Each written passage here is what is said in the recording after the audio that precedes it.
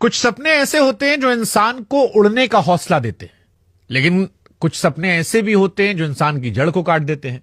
Social media पर बीते कुछ महीनों में आपने कई ऐसे वीडियोस देखे होंगे जहां पर कोई आदमी सूट बूट पहनकर आता है, वो बातें करता है जिससे आपके खून में उबाल आता है, आपको सपने दिखाता है, ये बताता है कि मेरे पास सैकड़ों करोड़ रुपए हैं, गाड़ियां हैं, बंगले हैं।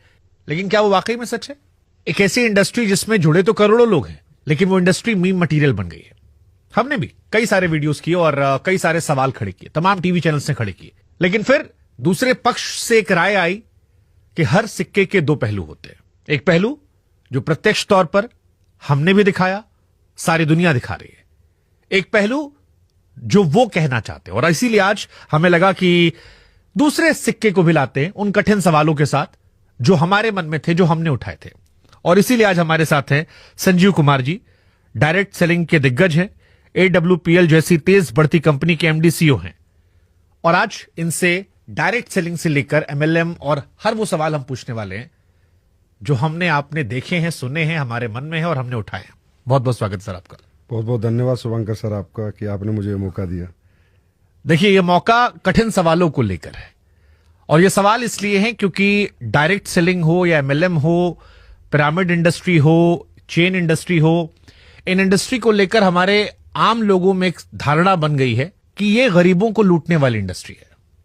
ये वो इंडस्ट्री है जहां पर लोग सूट बूट पहनकर आते हैं, बड़ी बड़ी बातें करते हैं, हवाबाजी करते हैं और सपने दिखाकर उनकी जड़ें खोद देते हैं, जिससे वो निकल नहीं पाते।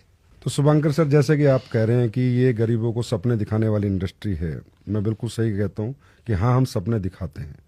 लेकिन जैसा कि आपने कहा कि लूटने वाली इंडस्ट्री है, तो लूट को हम कैसे समझे? लूट का मतलब होता है जब कोई किसी व्यक्ति से कोई पैसा लेके उसका लॉस कर दे, उसको हम लूट कहेंगे। हमारी इकलौती ऐसी इंडस्ट्री है जहां लूट के नाम पे हम सर सपने दिखाने के नाम पे 54 और 50 पैसे तक नहीं लेते हैं, क्योंकि हम जो भी उसे देते हैं, जो भी ethical product based direct selling company है, वो किसी के पास भी जाती है तो उसको एक उत्पाद देती है, प्रोडक्ट देती है और प्रोडक्ट का प्राइस समझाती है, प्रोडक्ट समझाती है।